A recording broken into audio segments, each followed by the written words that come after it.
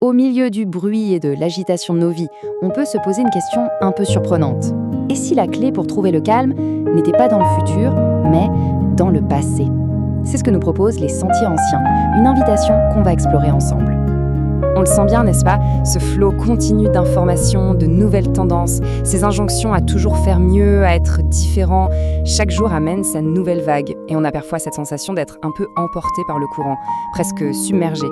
Et c'est là qu'est tout le paradoxe de notre époque.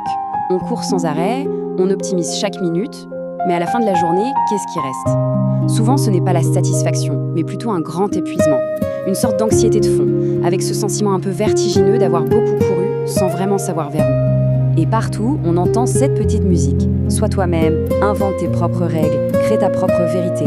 L'idée, bien sûr, est séduisante, mais elle peut aussi être incroyablement lourde. Parce que si on doit absolument tout inventer, eh bien, sur quoi est-ce qu'on peut s'appuyer? Et c'est là qu'arrive cette parole, tirée du livre de Jérémie, qui propose quelque chose de radicalement différent. Au lieu de nous dire d'accélérer, elle nous invite à faire tout le contraire, à nous arrêter, à prendre le temps de regarder, en bref, à considérer une autre manière de faire. La question est tout à fait légitime. À une époque obsédée par la nouveauté et le progrès, pourquoi est-ce qu'on irait se tourner vers le passé? On pourrait croire que c'est un peu un retour en arrière, non? Mais c'est là que le sens du mot « ancien » est crucial.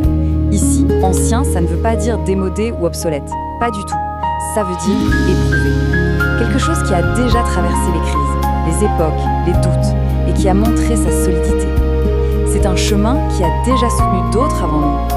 Alors, première chose à comprendre, ces sentiers ne sont pas des ruines à visiter comme un touriste. Ce sont plutôt des racines dans lesquelles on peut puiser. Voyons ensemble ce que sont concrètement ces fondations.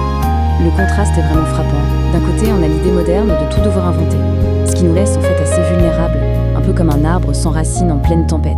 Et de l'autre, la proposition de s'ancrer dans une vérité qui nous dépasse pour y trouver une force et une stabilité qu'on n'aurait pas autrement. L'image de l'arbre, elle parle d'elle-même. Une vie construite uniquement sur des opinions qui changent tout le temps, c'est comme un arbre avec des racines toutes petites. À la première difficulté, au premier coup de vent, tout risque de s'effondrer. Mais alors, concrètement, ces racines, à quoi ressemblent-elles? Eh bien, il ne s'agit pas de concepts abstraits, mais de pratiques bien réelles. La prière, par exemple, qui devient un moyen de se déconnecter volontairement du flot incessant des notifications. Ce sont des appuis solides sur lesquels on peut vraiment construire sa vie. Et au cœur de cette idée, on trouve cette parole forte de Jésus dans l'Évangile. Il ne dit pas « je vous montre un chemin », mais « je suis le chemin ». Ça change tout. Le chemin n'est pas à inventer de zéro, c'est une personne à suivre. La voie est là. La question, c'est est-ce qu'on choisit d'y marcher? Et si on choisit cette voie, quelle est la promesse? Attention, ce n'est pas une promesse de succès facile ou d'une vie sans problème. C'est quelque chose de bien plus profond, de bien plus durable, un repos véritable. On la cherche tous, cette paix intérieure.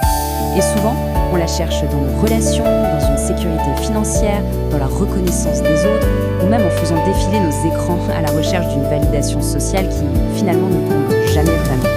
Ces choses ne sont pas mauvaises, mais elles sont des sources de paix très instables.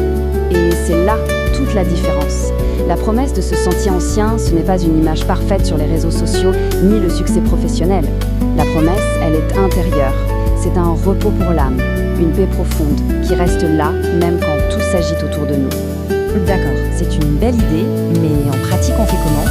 Comment on passe de cette course effrénée à une marche plus apaisée? En fait, le texte de Jérémie nous donne un plan d'action très simple. 4 verbes, 4 étapes. D'abord, ralentir. Juste s'arrêter, prendre une pause. Ensuite, regarder, observer ceux qui sont marchés sur ce chemin avant nous. Troisièmement, demander en toute humilité.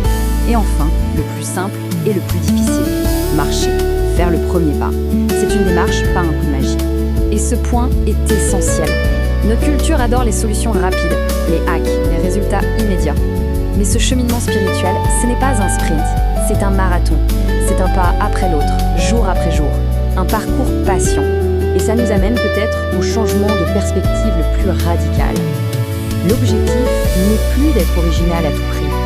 L'objectif, c'est d'être fidèle, de réaliser que la vraie force, ce n'est pas d'inventer son propre chemin, mais de persévérer sur celui qui mène à la vie. Pour conclure, on peut garder cette idée en tête. Ces sentiers ne sont pas des reliques du passé. En réalité, ils sont intemporels. Parce que les vérités dont il parle, elles, sont éternelles. Et la question qu'il nous pose aujourd'hui, c'est, au milieu de tout ce bruit, est-ce qu'on est prêt à s'arrêter un instant pour écouter ?